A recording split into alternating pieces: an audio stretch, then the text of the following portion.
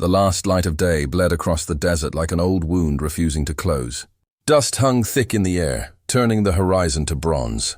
Jonas Vale rode through it slow, hunched in the saddle, one hand resting on the neck of his weary horse. The animal's ribs showed through its hide, each step an effort. Jonas had been riding since dawn, following no road, just the thin line between where the prairie grass ended and the redstone began. The wind carried the scent of rain, faint and far off. He could feel it pressing in, a storm gathering behind the mountains. He had nowhere left to go, not since the last town turned him away for being one of them burned-out soldiers. Too many scars, too many ghosts. All he wanted now was a dry roof and a quiet night's sleep. As he crested a rise, he saw it, a lonely ranch at the edge of Apache land. Smoke drifted thinly from a chimney. A corral leaned tired against the dusk. The place looked half-abandoned, but there was something watchful about it, as if the earth itself held its breath. Jonas slowed his horse and called out. "Hello there. I mean no harm, no answer. Only the creak of the windmill and the whisper of dry grass." He waited uneasy. Then movement. A figure near the barn, half in shadow. A woman, shawl drawn close, eyes dark as river stones. Behind her, two more emerged, silent as dusk itself. 3 women stood before him. Apache, he guessed, though one wore a faded calico dress that might have once belonged to a settler's wife. The eldest, tall, stern, lines of grief carved deep into her face, stepped forward. Her gaze met his and held it. "What do you want?" she asked, voice low but steady. "Just shelter," Jonas said. "One night. My horse needs rest." The wind shifted. Behind the women, he saw a row of stones by the cottonwoods, graves marked with beads and feathers. Widow markers, maybe. The thought tightened his throat. The eldest woman studied him long before replying. "This land isn't meant for travelers." "I won't trouble you," Jonas said. "I'll sleep in the barn." The younger one, barely more than 20, eyes sharp as obsidian, spoke in Apache, quick and harsh. The eldest murmured something back. The third woman, quieter, stepped between them and looked at Jonas. Her expression was neither anger nor kindness, only weary acceptance. "Nahele," the eldest said at last, pressing a hand to her chest. "My sisters Atsa and Tessa. You stay in the barn. You leave when the sun rises," Jonas nodded. "That's fair," she motioned toward the barn. "No fire, no noise. We watch." He led his horse inside. The air smelled of straw and old rain. Holes in the roof let the fading light spill through in slanted gold. He rubbed down the animal, murmuring softly, then eased himself onto the hay, his leg aching from an old bullet that had never healed right. Outside, he could hear them moving, low voices in Apache, the rattle of a pot, the scrape of wood. Their silhouettes passed across the barn door, ghost-like. He thought of how strange it was, this silence between them. No shouting, no threat, just a kind of wary distance, like 2 wild things sharing the same stream under moonlight. He closed his eyes but did not sleep. He'd learned long ago that trust was a fool's luxury. The war had taught him that, the way men could smile at you one day and leave you bleeding in the dust the next. Still, something about this place, its stillness, its sorrow, kept him from leaving. Hours passed. The wind picked up, and the smell of wet sage drifted in. Rain began to patter softly on the roof, tapping like fingers on an old drum. Jonas rose, limped to the doorway, and looked out. The 3 women stood outside the cabin now, faces turned toward the storm. Their shawls flapped in the wind. Lightning flashed, for an instant painting them in silver, the widows of the desert, unbroken and unafraid. Jonas felt a strange pull in his chest. He had seen plenty of death, but never such stillness in the living. Then, as if sensing his gaze, the youngest, Tessa, looked toward him. For a heartbeat, their eyes met. Not accusation, not pity, just acknowledgement. Then she turned away, pulling her shawl tighter. He went back inside and sat beside his horse. The roof leaked in 2 places. Drops fell into the dirt with rhythmic patience. He watched them gather into a small puddle, reflecting the flicker of distant lightning. It was strange how the land could feel both empty and full. Every creak, every whisper of rain carried meaning. He thought of the graves, of the women who tended them, of how much courage it must take to stay in a place like this after everything had been taken. Jonas laid back, the ache in his leg pulsing with the storm. His hand brushed the handle of his pistol, more out of habit than need. He hadn't fired it in months, but its weight was a comfort, a reminder that he was still alive. Sleep came slowly, uneasy and shallow. Dreams brought back faces, his commanding officer, the smoke of burning camps, a child crying somewhere in the dark. He woke before dawn, breath tight, hand gripping the gun. The rain had stopped. Through a crack in the door, he saw the faint glow of morning. The women were already awake, moving like shadows between cabin and corral. Steam rose from a pot on the fire. Jonas stepped out quietly, hat in hand. "Morning," he said. None of them answered, but Tessa handed him a tin cup filled with coffee. He nodded his thanks, though she didn't look at him. Nahele finally spoke, her tone the same, calm, unbending. "You go when the sun clears the ridge." "I will," he said. She studied him for a moment. "There's work undone. A man can leave it so, or he can mend what's broken before he rides. It wasn't an invitation. It was a test." Jonas set down his cup, rolled up his sleeve, and picked up a hammer resting by the fence. The three widows watched him from the porch, expressionless. But in their silence, something had changed. Not trust, not yet, but the first fragile thread of it. By noon, the sun had burned the mist from the valley. Jonas stood by the corral, sweat on his brow, the ache in his leg steady but bearable. He looked toward the cabin once more. Nahele met his gaze across the distance, then turned back to her sisters. The faintest nod passed between them, a silent acknowledgement that, for now, he could stay. And in that moment, Jonas Vale realized that mercy here was not kindness.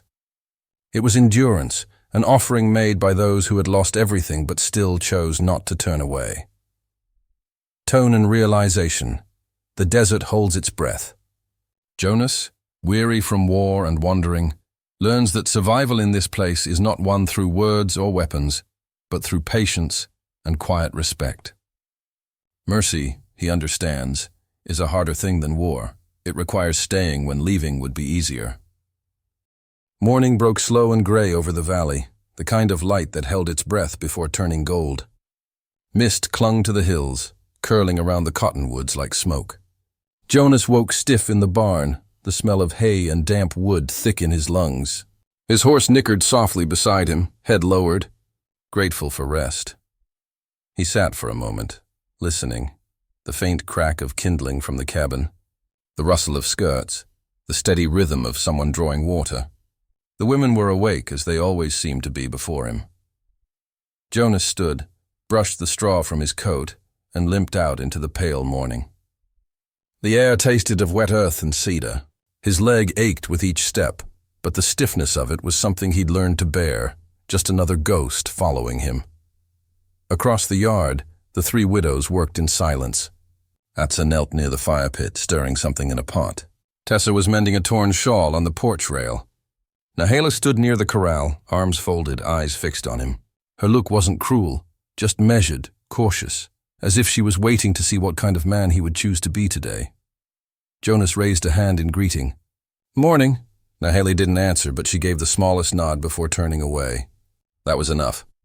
He found the broken fence post near the north side of the corral, the one he'd noticed the night before. It leaned like an old tooth, splintered and half sunk into mud. He found tools in the shed, a hammer with a worn handle, a length of wire, a box of rusted nails. He set to work without being asked. The sun climbed, slow but sure, burning through the mist. Sweat beaded at his temple as he worked, the rhythmic sound of the hammer steadying something inside him.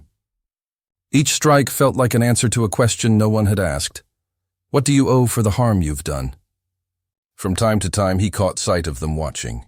Atsa paused at the fire, ladle in hand. Tessa glanced up from her sewing. Nahele stood by the corral gate, her shawl drawn tight against the wind. Their silence wasn't unfriendly. It was a language of its own, shaped by years of holding pain too heavy to speak aloud. When the fence stood straight again, Jonas wiped the sweat from his brow and turned toward the small garden by the house. rows of cornstalks bent under the weight of last night's rain. Between them lay a stone marker, small and simple. A handful of river stones white against the dark soil. Someone had placed a single blue bead in the center. Jonas knelt, hat in hand. He didn't have to ask whose grave it was. The grief in this place hung like the smell of smoke after fire. Quiet, but everywhere. Near the porch, a wooden horse lay half buried in dust. A child's toy carved by a patient hand. The sight of it hollowed something in him. He reached down, brushed the dirt from its surface, and set it on the porch rail. No one said a word, but Atsa's eyes followed the motion, her jaw tightening before she looked away. By midday, the air shimmered with heat. Jonas sat under the shade of the barn, eating the hard bread and jerky he'd kept from his saddlebag. The widows ate apart, near the fire, their heads bent close as they spoke in their own tongue. The rhythm of it, the music of syllables he didn't understand, reminded him of rivers, of something older and cleaner than the world he came from. Later, as the sun dipped west, Nahele approached him.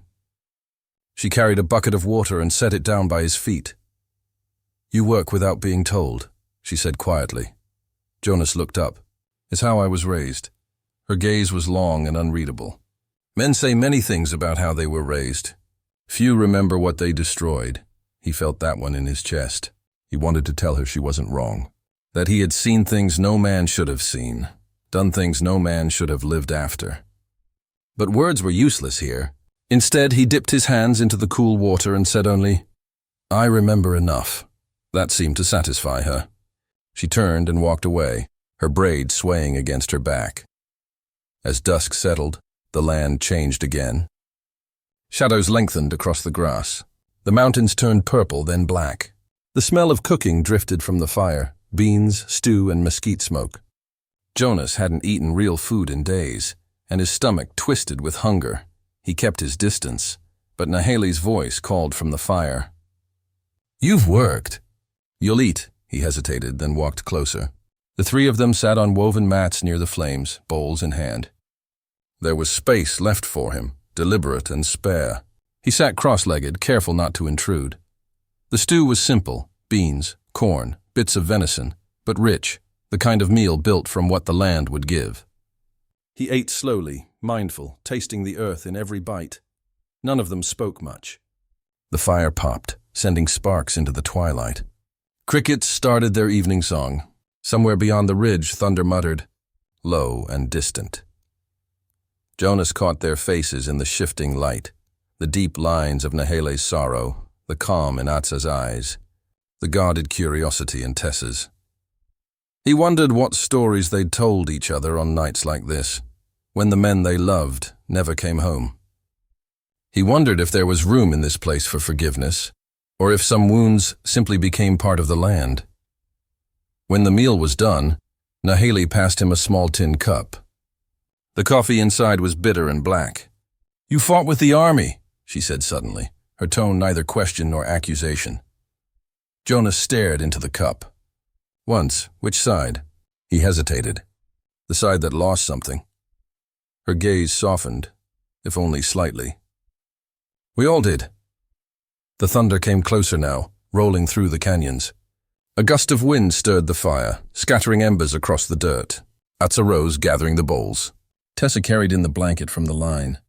The air smelled of rain again. Jonas stood. "Storm's coming," Nahele nodded. "It always does." The words held meaning beyond weather. He looked once more toward the grave near the cornfield, then to the three widows moving quietly through the dim light. Somewhere in their silence he found something he hadn't felt in years. Not comfort, exactly, but belonging, as if the land had decided for now to let him stay. Tone and realization. The day unfolds like a confession unspoken. In the rhythm of work, the whisper of grief, and the quiet watchfulness of the three widows, Jonas begins to see that strength is born not from anger, but from endurance. Their silence is not emptiness, it is survival, and in that silence, he feels the faint stirrings of redemption. By nightfall, the storm rolled down from the mountains like a living thing. The sky bruised purple, clouds twisting with anger, and wind came shrieking through the valley. Jonas had seen tempests before, but this one had a hunger to it, a kind of wildness that felt almost personal. He'd been in the barn checking the harnesses when the first fat drops of rain struck the roof. Within minutes, the world blurred into grey water and noise. Lightning laced the sky, flashing over the plains, and the horses screamed inside their stalls. "Easy," Jonas murmured, gripping one by the bridle as thunder cracked close enough to shake the boards.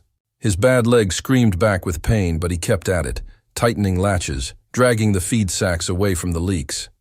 He'd weathered worse nights, though few that cut this deep into memory. Through the sheet of rain, he saw movement. Tessa running toward the barn, shawl whipping like a torn flag. "The roof will go," she shouted, voice barely carrying through the wind. "You can't stay here?" "I'll see it holds," Jonas called back, though even he could hear how foolish that sounded. A corner of the roof had already begun to lift, nails shrieking in protest. Then came Nahele's voice from the porch. "Bring him inside, Tessa." "Now," Jonas hesitated. He'd not crossed the threshold of their cabin before, and some instinct told him that line was sacred. But the next gust tore half the roof loose, and rain poured in as if the sky itself had broken. He grabbed his rifle, slung it over his shoulder, and followed Tessa through the downpour. The mud sucked at his boots. Lightning lit the land white and terrible. When they reached the cabin, Nahele pulled open the door, her face drawn tight with worry. Atsa stood behind her, clutching a blanket around her shoulders. "Inside," Nahele ordered. "And leave that gun." Jonas nodded, unslinging the rifle and laying it beside the door.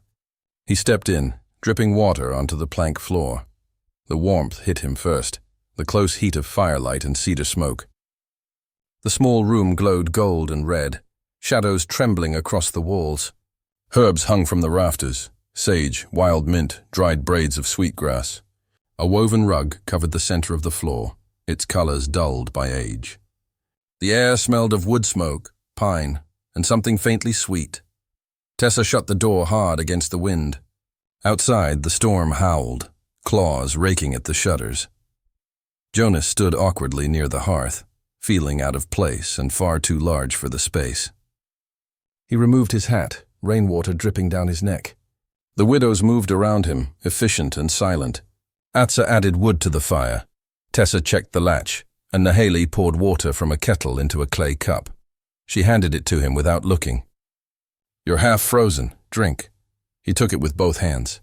Steam rose between them. "Thank you," no one answered. The fire popped, and for a time only the storm spoke, roaring, cracking, testing the cabin's strength.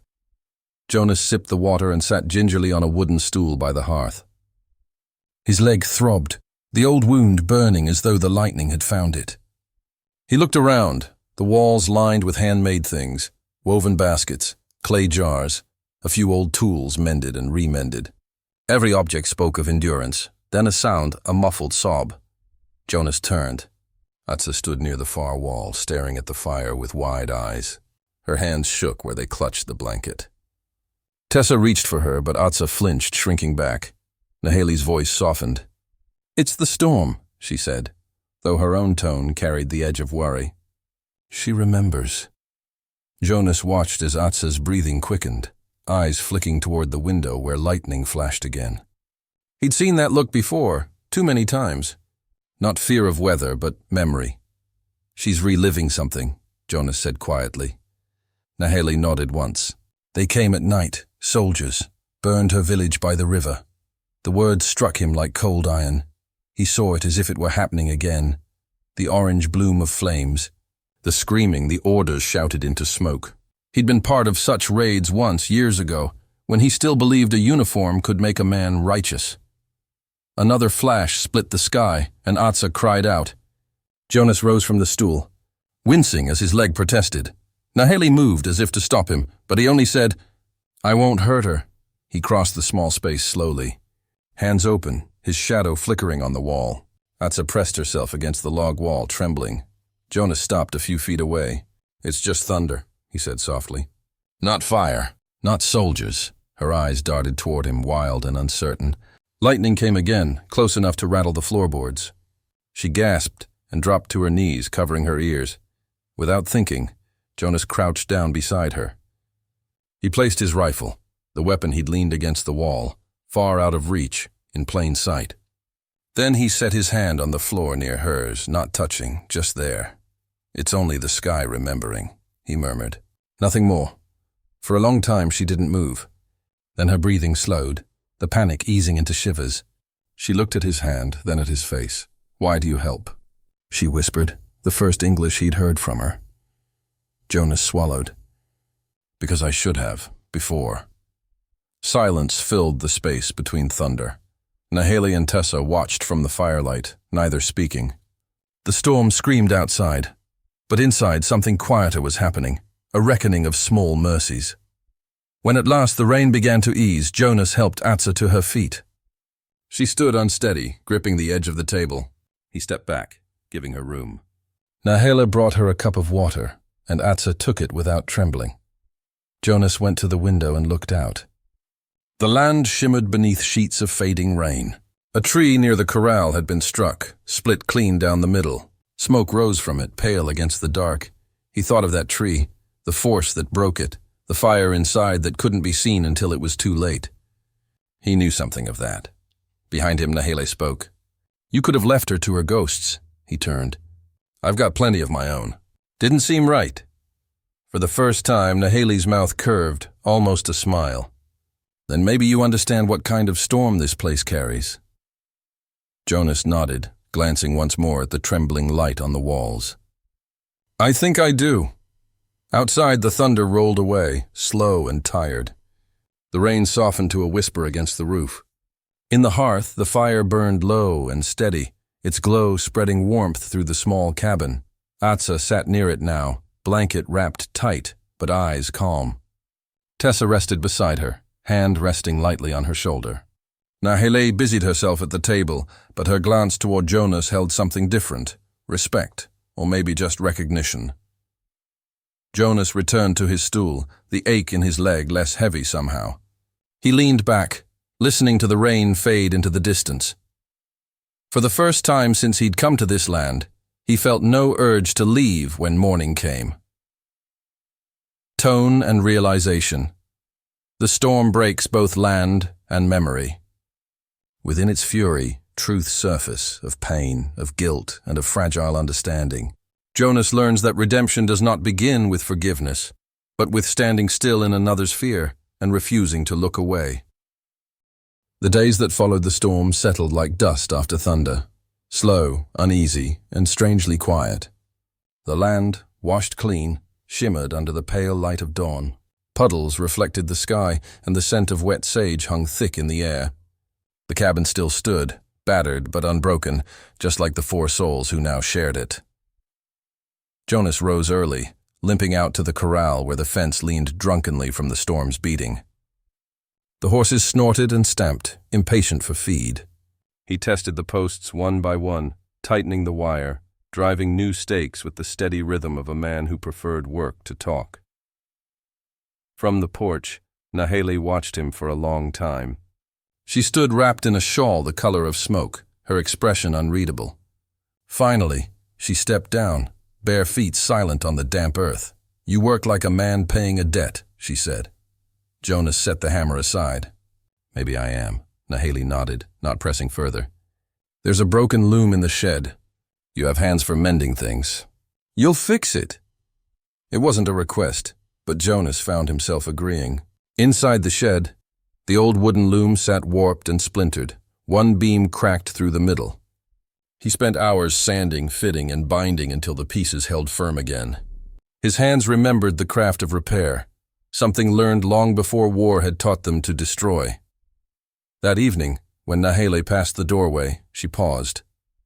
Her dark eyes lingered on the loom now upright and whole. "Good," she said simply. Then softer. "My mother's hands built that one." Jonas nodded, unsure what to say. "Then it should keep working." She met his gaze briefly. "Maybe we all should." By the third day, the tension that had lived in every glance began to thin, replaced by a kind of wary rhythm. The widows spoke little, but their silence carried meaning. Jonas learned to read it. The way Nahele's shoulders stiffened when a hawk circled too low, or how Atsa's fingers slowed in her sewing when certain words passed. At dusk, they sat together around the fire, mending tack and clothing. Tessa, the youngest, finally broke the silence. "Why'd you come here, Jonas?" she asked, eyes sharp as a knife point. "Men like you don't drift without reason." He poked at the fire with an iron rod, sparks flaring between them.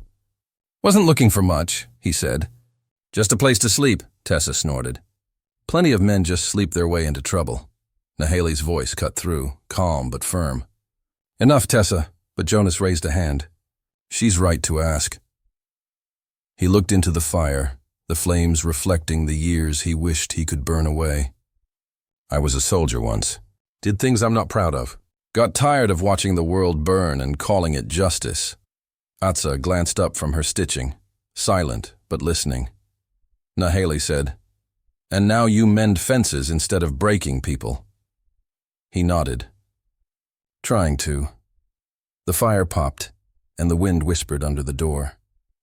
For the first time, no one seemed to mind that he was there. A few days later, Nahele began showing him the symbols carved into the wooden posts around the corral. Small, intricate etchings of lines and circles. "This means shelter," she explained, running her finger along one pattern. "This one warning, and this—" She traced 3 small waves. Mourning. Jonas studied the marks with care. "You carve these to remember?" "To remind," she said. "The land listens. It knows who lives in peace and who breaks it." He thought of his rifle leaning inside the cabin, the same one that had taken lives in another time. "Then I hope it forgives slow learners." A faint smile ghosted her lips. "The land forgives nothing. It only waits to see what you become." The peace, fragile as it was, didn't last. Late one afternoon, while Jonas was tightening the corral gate, he noticed 3 distant riders cresting the ridge. The sun was low, turning the plains gold. Dust trailed behind the horses like a warning. Nahele came out onto the porch, her eyes narrowing. "Calder Boone's men," she said. "They ride from the East Ranch." Jonas felt a familiar chill in his gut. "Boone?" Tessa stepped forward, anger hardening her face. "He runs settlers off Apache ground. Thinks fear makes him king." Atsa set down her needlework, quiet but alert. "He comes for trouble." Jonas tightened his belt, straightened his back, despite the ache in his leg. "Then we'll meet him standing." Nahele's voice was low. "You don't owe us that." "Maybe not," Jonas said. "But I'm here." "That's enough." The riders drew closer, 5 men in dust-stained coats. Their leader rode tall, hat pulled low, rifle resting easy in his hands. When they reached the gate, Jonas was already there, both hands steady on his own weapon, but pointed at the ground. "Afternoon," the leader said, his tone smug. "Heard there's a drifter shacked up with 3 Apache widows." "Had to see it for myself." Jonas didn't move. "You've seen it." "Now ride on," laughter rippled among the men. "You got spirit, stranger." "But Boone don't take kindly to whites mixing with savages." Nahele stepped out onto the porch, her chin high. "This is our land," she said. "You don't speak for it." The leader's grin vanished. "You'd do well to remember who holds the deeds now." Jonas lifted his rifle, slowly, deliberately, until it rested at his shoulder. His eyes never left the man's. "And you'd do well to remember who's standing in front of you." For a heartbeat, no one breathed. The wind carried only the creak of saddle leather and the restless stamp of hooves. Then the leader spat into the dirt. "Ain't worth the bullets today. Let's ride." The men turned their horses and rode off, dust swallowing them as they vanished over the ridge. Jonas lowered the rifle, the tremor in his leg only now betraying the tension he'd held. Behind him, the widows stood silent, the air thick with what had almost happened. Nahele broke it first. "You didn't shoot." "Didn't need to," Jonas said. "Sometimes staying is harder than killing." Tessa stepped down beside him, her gaze softer now. "You really mean to keep staying?" He looked toward the horizon, where the last of the riders had disappeared. "If you'll have me," Nahele nodded once. "Then maybe you've earned a place beneath this roof." Atsa said nothing. But as she passed him, she brushed his arm lightly. just enough to leave the faint scent of cedar and smoke. That night, the cabin's silence felt different. Not empty, but full of things unspoken yet understood. The fire burned steady, and for the first time, no one looked at Jonas as a stranger. Outside, the wind moved softly through the grass, carrying with it the whisper of peace fragile enough to break and strong enough to hold. Tone and realization, the calm after the storm ripens into quiet defiance. Jonas learns that true courage lies not in battle, but in remaining where he's needed most. In his steadiness, the widows begin to see him not as a threat, but as a shield, a man who finally understands that protection, not conquest, is the truest form of strength. The moon hung high over the valley, pale and cold, silvering the rooftops and glinting off rifle barrels. The land lay hushed, but Jonas felt the wrongness in the air. The same kind of quiet that came before a battlefield broke open. He had been sitting by the hearth, oiling his gun, when the first echo reached him, the faint rhythm of hooves moving in unison. He rose without a word. Nahele at the window caught his look and nodded once. Atsa set down her needlework. Tessa reached for the lantern and smothered the flame. The cabin fell into darkness, save for the thin blue shimmer of moonlight spilling through the cracks in the wall. "They're coming," Jonas said quietly. "How many?" Nahele asked. "Enough to mean it." He moved toward the door, loading his rifle, checking the chambers by touch. His leg ached with each step, but fear had no room here. The widows moved around him like shadows, silent, efficient, calm. Nahele handed him a strip of leather. "For your leg," she said. "Save it," he replied. "I'll need it when this is done." Atsa stood at the corner of the room, braiding her hair with quick, deft fingers. It was not vanity. Jonas realized it was ritual. "For battle," she whispered, almost to herself. The first shots cracked the night open. Glass shattered. A bullet struck the doorframe, splintering it into shards. Jonas ducked low and returned fire, his shot dropping one of the riders who had come too close. The widows moved with the precision of ghosts, taking positions behind barrels and low walls. Nahele's rifle barked once, clean and measured. One man fell from his horse, his weapon clattering against stone. Tessa crouched behind the trough, reloaded without flinching, her movements sure and practiced. "Boone's men don't scare easy," she called over the gunfire. "They should," Nahele answered, voice calm as a prayer. Jonas fired again, but his position was too exposed. He ran toward the corral to draw their aim, limping fast through dust and shadow. A bullet struck the post beside him. Another tore through his sleeve. Then a hot, searing pain hit his side, low, near the ribs. He staggered but stayed upright. The rifle slipped once in his bloody hand. He fired again and again until his knees gave way. He fell into the dirt beside the corral, the world tilting sideways. The last thing he saw before the darkness took him was Nahele standing tall in the moonlight, firing steady, her shawl whipping in the wind like a banner. When silence finally came, it was heavier than any noise. Smoke drifted across the homestead, blue and ghostly. The horses whinnied softly, restless but alive. Boone's men, or what was left of them, had ridden off into the darkness, their courage burned away by something older and fiercer than gunfire. Nahele lowered her rifle. Her chest rose and fell with the rhythm of survival. "Check him," she said. Atsa and Tessa ran to the corral. Jonas lay face down, blood soaking the earth beneath him. When Atsa turned him over, his face was pale, lips trembling with shallow breath. "He's alive," she whispered. "Then bring him in." They carried him together, 3 pairs of hands working as one. Inside, the cabin flickered with firelight again, red, gold, alive. Nahele stoked the flames while Atsa boiled water and Tessa tore strips from an old linen sheet. The smell of herbs filled the air, sage, tobacco, cedar. The sound of rain returned, soft against the roof, as if the storm itself had come back to help cleanse the blood. Hours passed in fragments. Jonas drifted in and out of consciousness, fevered and shaking. The women worked wordlessly, binding the wound, cooling his forehead with damp cloth. In the haze between sleep and pain, memories broke loose from the dark corners of his mind. Fire, screams, the smell of burning hides, the faces of women not unlike these three. Faces he had once turned away from when orders came down to clear a valley. He tried to speak, but the words came out thick and slurred. "I was there," he mumbled. "Years ago. Cavalry, raids." Nahele looked to Atsa, her face unreadable. Jonas gasped for air. "I rode with men who burned Apache camps." "Your people," his voice cracked. "Didn't stop them. Didn't stop myself. Thought duty was something clean. It wasn't." Atsa's hand trembled where it held the bandage. For a long moment she said nothing. Then she leaned close enough that he could see the tears tracing her cheeks in the firelight. "Then stay," she whispered. "Build what you burned." Her voice broke on the last word, but it carried the weight of mercy disguised as command.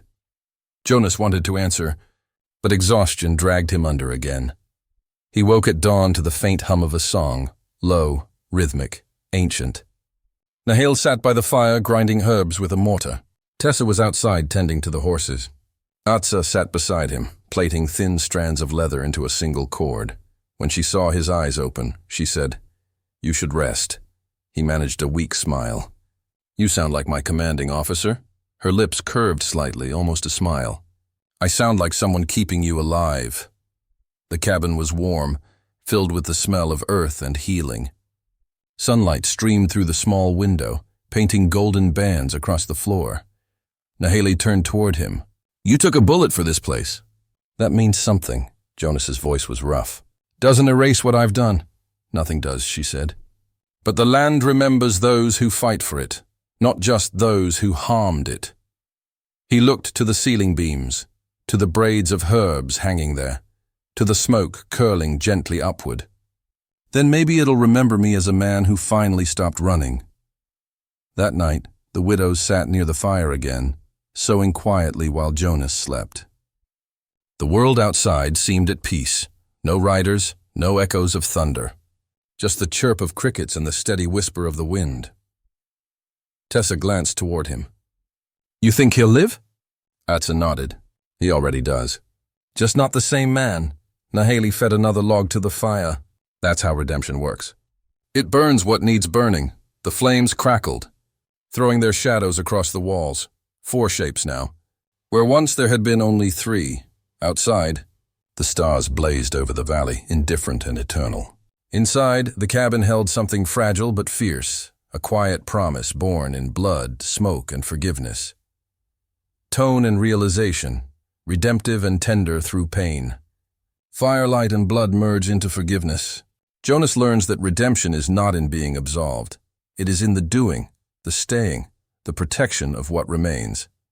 The widows, too, find that vengeance has given way to something deeper, the courage to let another soul belong among them. The weeks after the gunfire passed in a hush, like the long exhale after a storm. Spring seeped quietly into the valley, softening the harsh edges of the land. The river swelled with meltwater. The cottonwoods shimmered pale green, and the air carried that faint sweetness that comes only when the earth begins to forgive itself. Jonas healed slowly. The bullet had torn deep, but not fatal. The widows took turns tending to him, Atsa grinding herbs, Tessa changing bandages, Nahele keeping the fire alive when fever threatened to steal his breath. They spoke little, yet every silence carried meaning. He'd never known care that didn't ask for repayment. When he could walk again without faltering, he found his hands reaching for work as naturally as breath. There was always something to fix: the corral, the well, the loose roof beams that rattled in the wind. He worked beside Nahele as she replanted corn, the smell of tilled soil clinging to their hands. The fields began to green again, rows of life rising from ground that had once known only graves. Some evenings, the 4 of them sat outside the cabin in the fading light. Tessa would hum old songs her mother taught her. Atsa would twist leather cords into braids, and Nahele would smoke in silence, eyes fixed on the horizon. Jonas said little. He had learned the value of silence here, the kind that spoke more than words could carry. One morning, riders appeared in the distance, 3 lawmen in dust-colored coats, their badges dulled by sun and travel. They came slow, deliberate, the way men do when they expect trouble. Jonas stepped off the porch to meet them, The rifle slung but unloaded. Jonas Vale. The lead rider called. "That's right," Jonas answered. The man tipped his hat. "We're looking into a matter concerning Calder Boone and his men. Word is they came through here a few weeks back." Jonas's eyes flicked toward the cabin, where the widows stood in the doorway, silent as the land itself. "They did. Word also says they didn't make it home." "That's true," Jonas said evenly. "But the law won't find them here." Boone drew first. "I just made sure they didn't draw twice."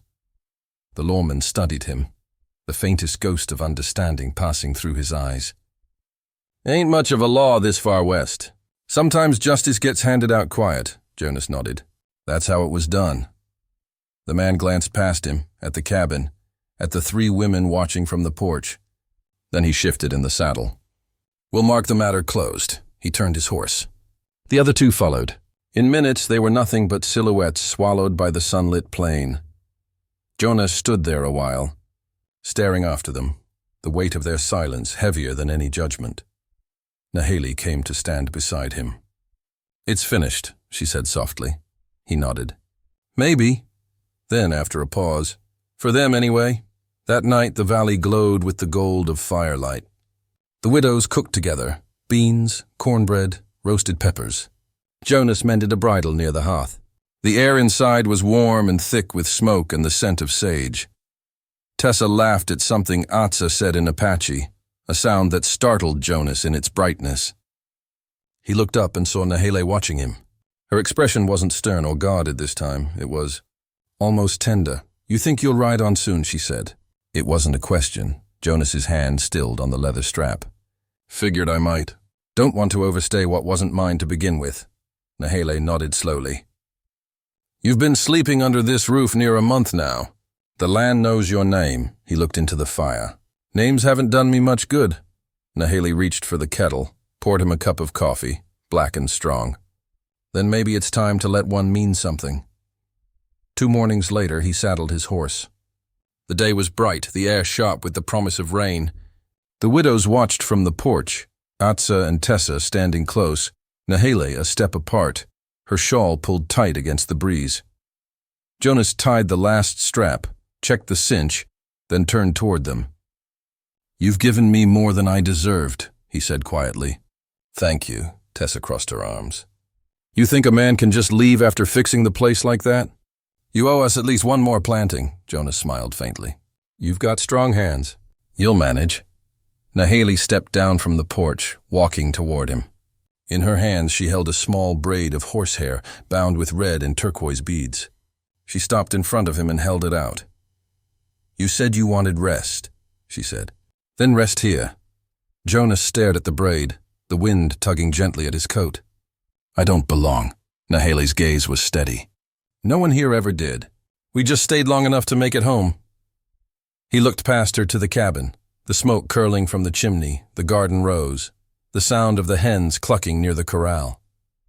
The air smelled of rain and mesquite, of things mending. He took the braid from her hand. "Home," he said softly, as though testing the word. Then he looked at his horse, standing patient and still, and something inside him shifted. The urge to flee, the old instinct to keep riding, to keep running, fell quiet.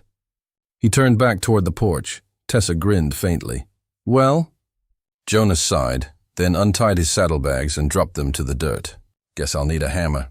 "That barn roof won't fix itself." Atsa smiled through tears she didn't bother to hide.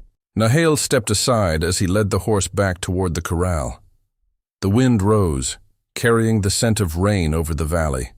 In the distance, thunder grumbled like an old friend clearing his throat. By evening, the first drops began to fall, soft, slow, sure. Jonas stood beneath the eaves, watching the rain darken the soil. Inside, laughter drifted out through the open door, Tessa teasing Atsa about her sewing, Nahele muttering that the stew would burn if they didn't watch it. He leaned his shoulder against the post, the braid of horsehair warm in his palm. For the first time in years, the ache in his chest wasn't emptiness. It was peace. Somewhere behind him, Nahele's voice called out, steady and familiar. "Come in before you drown out there," Jonas smiled to himself. "Just taking it in." he said. Then he turned, stepped through the doorway, and let the rain close behind him like a curtain, tone and realization, peaceful and eternal. The dust has settled, and what remains is quiet redemption. Jonas stays not because he is forgiven, but because he has finally stopped running from what he owes the world. The widows, once bound by grief, now share the fragile beginnings of something sacred, a life rebuilt from ashes, proof that even among ghosts, love can still take root.